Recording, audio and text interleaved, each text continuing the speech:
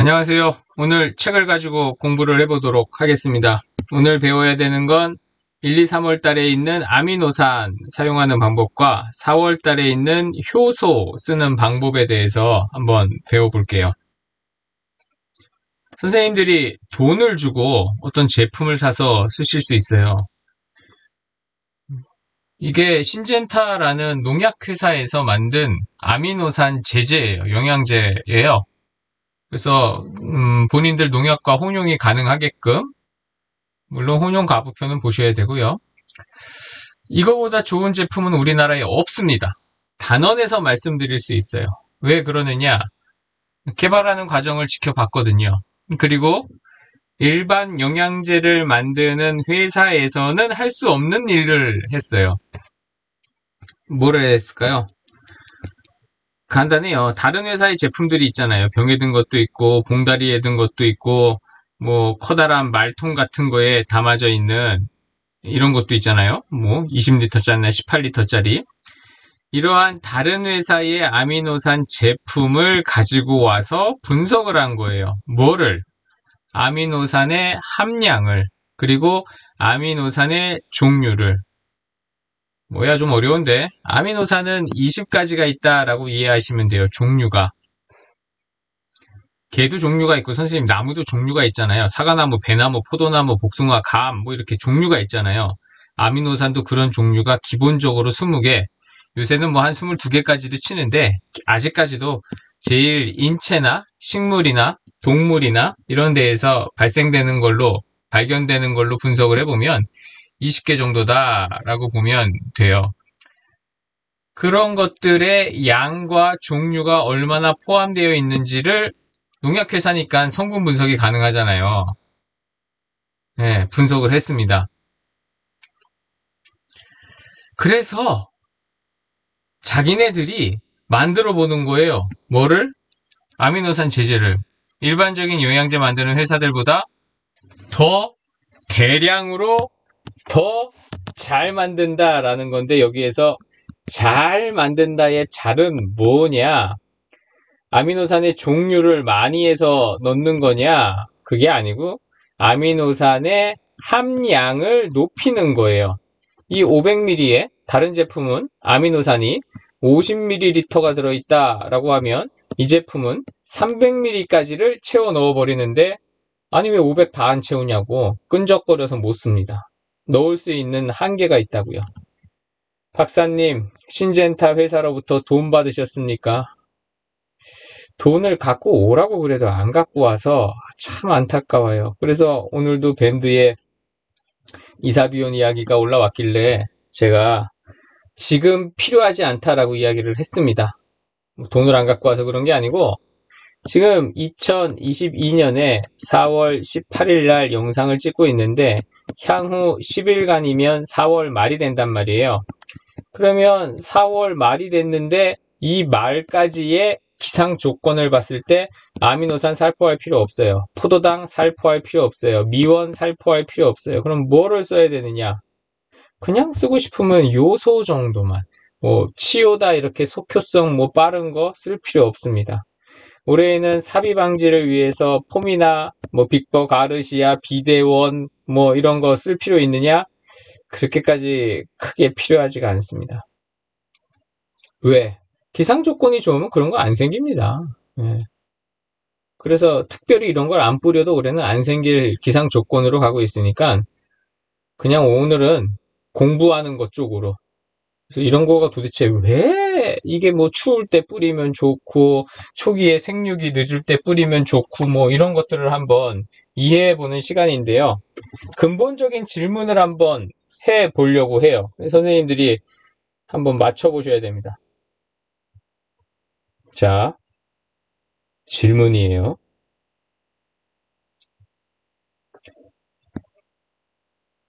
여기 있던 건데 뭐가 없어졌을까요? 못 봤죠? 중요한 건데. 다시 한번 보세요. 뭔가요? 그렇죠. 질소를 주면 왜 잘 자라냐라는 거예요. 칼슘을 주면 잘 자라요? 황을 주면 잘 자라요? 마그네슘을 주면 잘 자라요? 칼리를 주면? 붕소를 주면? 왜, 여기서 중요한 거예요. 왜 질소를 주면 잘 자라냐는 거예요, 식물이. 이거에 대해서 옆에 있는 사람이거나 손주가 집에 놀러 왔을 때 손주한테나, 아니, 손주가 왔는데, 야, 이거 맛있는 거야, 먹어봐. 라고 하는 거랑, 식물에 우리가 너 밭에 가서 쉬어야 했지. 그 쉬 안에 이런 요소가 들어있거든? 저거를 주면 식물이 잘 자란다? 왜 잘 자라는지 알아? 질소가 들어있기 때문이야. 그러면 질소가 들어있으면 왜 잘 자라는지 알아? 이거를 설명을 해줘봐요. 우와! 우리 할아버지, 우리 할머니, 최고. 학교에서 선생님들도 그런 거는 모르실 거예요. 라면서 되게 좋아하겠죠. 근데 선생님들은 이걸 알아요? 모르고 요소를 주면 잘 자라잖아요. 몰라도. 유한을 줘도 잘 자라고, 아미노산을 줘도 잘 자라고, 뭐 생선 이렇게 해가지고, 뭘 줘도 잘 자라잖아요. 페어로 뭐 만들어가지고 뭐를 해서 뭐 아미노산을 해가지고 뭐를 해도 잘 자라잖아요. 도대체 왜 잘 자라는 거예요? 왜? 왜 질소를 주면? 우리가 다른 칼슘이나 마그네슘이나 인이나 가리나 황이나 붕소나 이런 많은 것들보다 질소를 조금 준 게 왜 더 잘 자라느냐? 그거를 설명을 해드릴게요. 이거 뭐 다 읽어보셔도 되는데 결론을 말씀드리자면 이래요. 사과가 커져요. 복숭아가 커져요. 여기에서 포도가, 알맹이가 뭔가로 커져야 돼요. 배도 커져야 돼요. 배나 사과나 비슷하게 그렸네. 배는 더 크게 그리기는 했습니다만. 귤도 커져야 돼요. 다르게 말하면 식물의 잎이 이렇게 있다가 이게 더 커져야 돼요. 이 커진다라는 게 도대체 이 커질 때 뭐가 필요해요? 칼슘 필요하지 당연히. 왜? 세포간이 그러면 커졌는데 너블너블 걸어가지고 푹 꺾어지면 안 되니까는 칼슘을 주면 팩틴이랑 결합을 해가지고 끈적거리게 만들어요. 근데 근본적으로 이 세포가 이게 100개고 이게 1000개다 라고 하면 100개에서 1000개로 커질 때에 무언가 일을 해야 된단 말이에요. 100개가 1000개로 커지는데 제일 많이 필요한 게 뭐냐? 그게 질소냐? 맞아요. 그게 질소예요. 그럼 질소는 왜 필요로 한 거냐? 이 질소로 만드는 게 뭐를 만드느냐? 바로 이 아미노산이라는 거를 만듭니다. 이게 다음 페이지에서는 어떻게 나와 있느냐? 이제 다음이라는 거는 4월 달에 효소 단백질을 이야기하는 거예요. 눈싸움을 한다라고 생각을 해보자고요. 옛날에 뭐 눈 안에다가 돌멩이도 집어넣고 해가지고 던지기는 했지만 요새 그러면 큰일 나고 눈을 맨손으로 뭉쳐야 될 때가 많이 있어요. 왜? 이게 습설이냐 건설이냐 해서 마른 눈이 오면 잘 안 뭉쳐지니까 맨손으로 해서 손의 열을 이용해서 약간 녹이면서 뭉쳐야 될 때가 있거든요. 근데 습설이면 대충 해놔도 되는데 손이 시렵죠. 장갑도 없고 갑자기 눈싸움을 하려니 힘들죠. 근데 이러한 틀이 있습니다. 눈 틀이에요. 저걸로 하면 오리도 되고 펭귄도 되고 뭐 공 모양도 되고 되게 쉽게 빨리 똑같은 것들을 대량으로 만들어서 눈싸움을 효과적으로 할 수 있죠. 우린 그래서 이 눈틀을 뭐라고 그럴 거냐? 효소라고 부를 거예요. 식물이 뭔가 여기에서 이렇게 커지기 위해서는 자, 우리 세포가 하나였다가 두 개로 커집시다. 이 안에 무엇인가를 더 채워가지고 튼튼하게 만듭시다. 이걸 빵빵하게 동서로 부풀립시다. 길이를 크게 합시다. 두께를 두껍게 합시다. 여기에 털을 만듭시다. 연맥을 만들어야겠어요. 양분을 수송하기 위해 가지고 만든 설탕을 또 내려보내기 위해서 통로도 만들어야겠어요. 해충이 와서 막 씹어먹으면 여기에서 갑자기 또 해서 우리 저 해충을 자스몬산을 만들어야겠어요. 병원균이 왔어요. 우리 살리실산을 만들어야겠어요. 광합성을 너무 열심히 해가지고 지금 활성산소가 많이 생겼어요. 이거를 없애기 위해서 비타민을 만들어야겠어요. 지금 제가 말했던 이 모든 거를 만들 때 필요한 게 바로 이 효소예요. 그러면 이 효소는 뭐냐? 효소가 단백질이에요. 그럼 단백질이라는 건 뭐냐? 이것만 알면 되는 거예요. 단백질이라는 건 이래요. 이걸로 만들어진 게 단백질이에요. CHO는 그냥 있어요. 공기 중에 이산화탄소 있고 비 내리니까 물이 있는 거고, 그러면은 CO2와 H2O가 있으니까는 CHO는 다 들어있잖아요. 이걸로 우리가 포도당을 만들어요. 그러면 그 포도당을 가지고 굉장히 많은 거를 만들어낼 수 있는데, 포도당을 가지고 단백질 효소는 못 만들어요. 그거를 만들려면 질소가 있어야 돼요. 인이 있어야 돼요. 그리고 두 가지 종류의 황이 있어야만 아미노산 두 가지를 만들 수 있거든요. 그러니까 이 N이라고 하는 질소가 있어야 단백질을 만들 수 있단 말이에요. 식물체에서, 동물도 마찬가지지만 뭔가를 만들어야 돼. 사람의 눈을 만들고, 사람이라고 생각해봐요. 눈을 만들고, 땀샘을 만들고, 손톱을 만들고, 발도 만들고, 창자도 만들고, 뭐 간도 만들고, 쓸개즙도 만들고, 뭐든지 만들려고 하면 뭐가 필요하냐? 단백질이 그거를 만들어요. 근데 단백질로 만들려고 하다 보니까 이게 비용이 너무 부담이 되는 거야. 손이 시려운 거야.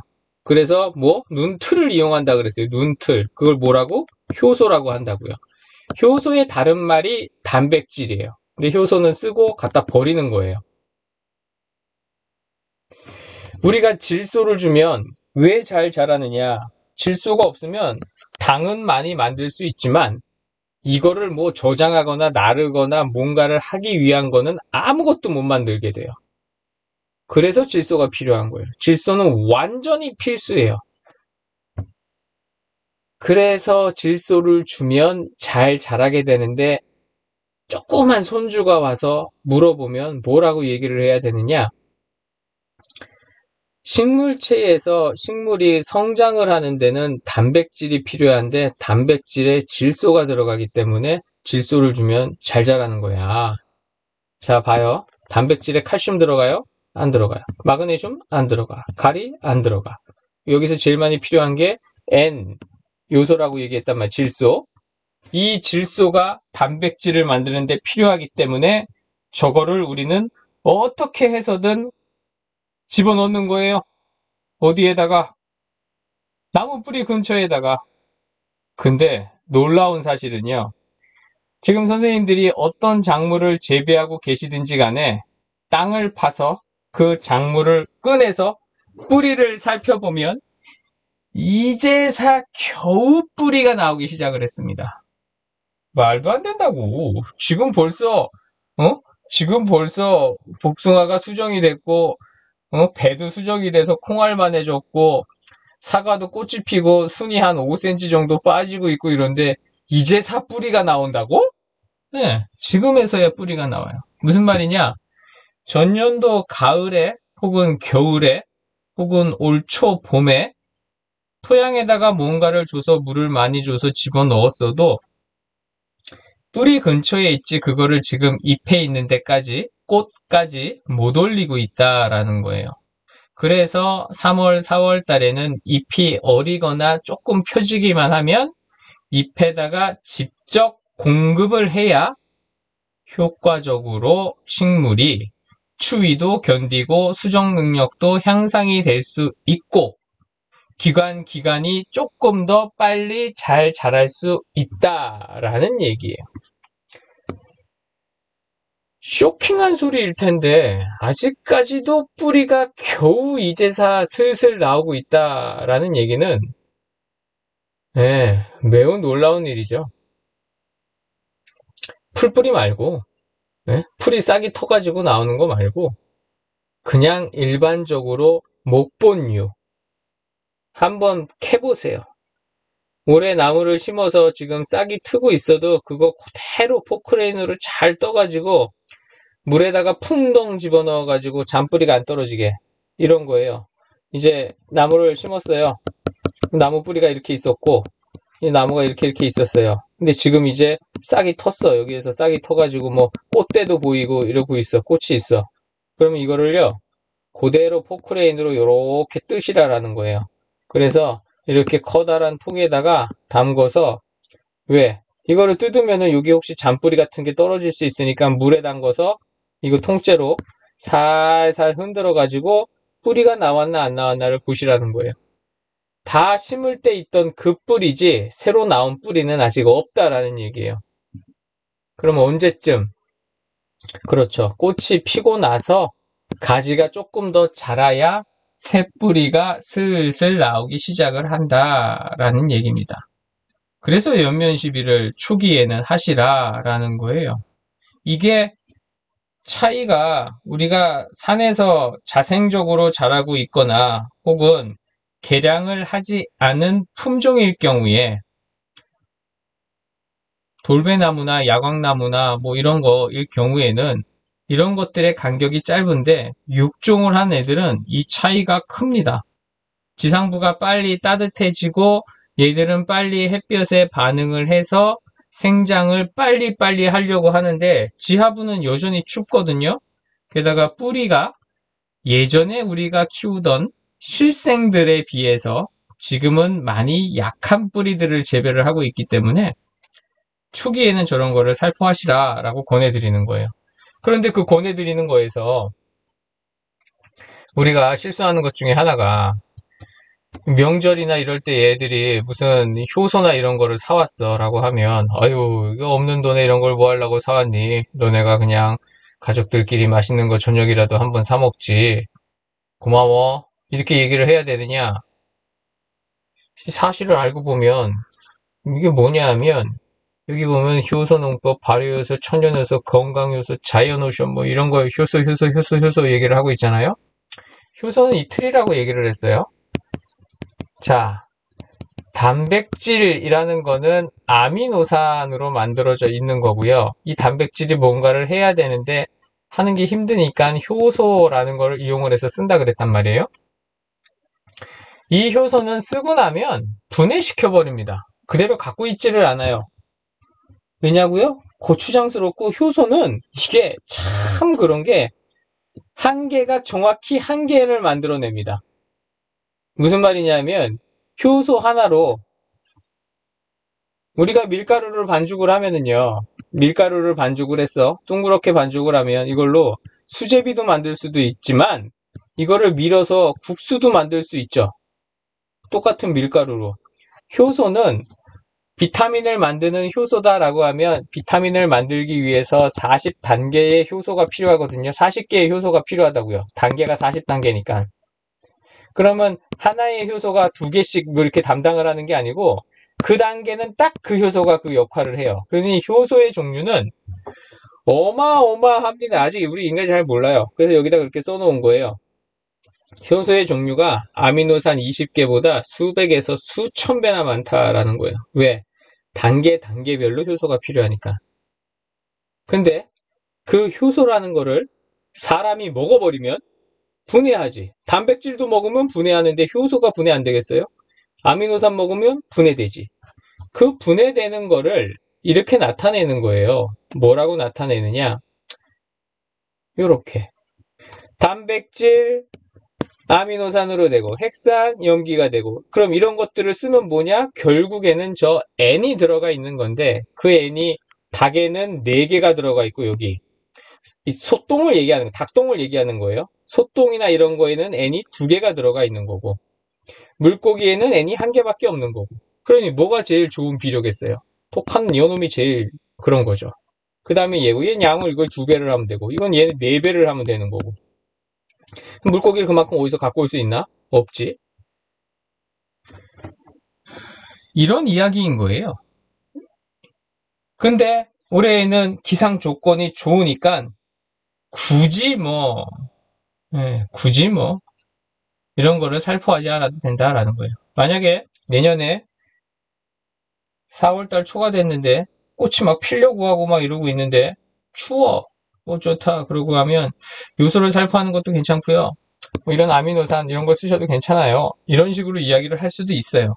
올해는 필요가 없지만 해에 따라서 다른 거고 그 원리는 식물이 자라는 데는 기관이 어떻게 뭔가 분할을 하고 성장을 해야 되는데 그때에 그렇게 하는 건 단백질이 하는데 그 단백질을 만드는 게 칼슘으로 만드느냐 아니라는 거예요. 거의 질소와 황으로 만든다. 질소와 인과 황 쬐끔으로 만든다라는 이야기를 해드리는 겁니다.